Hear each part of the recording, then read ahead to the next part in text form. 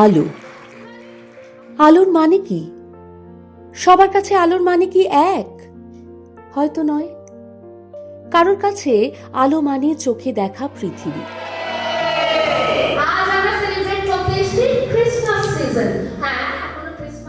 আবার কারো কাছে বা আলো মানে অনুভব, অন্য এক জগৎ।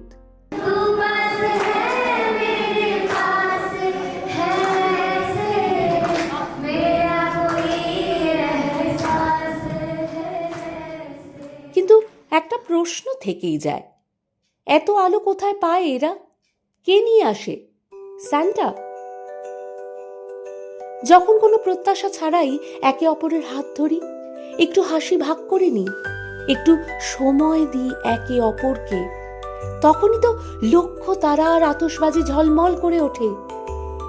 মনের অ্যালবামে বন্দী হচ্ছে কিছু নির্ভেজাল মুহূর্ত, যেগুলো ভৌত দৃষ্টিতে বারবার দেখা যায় না।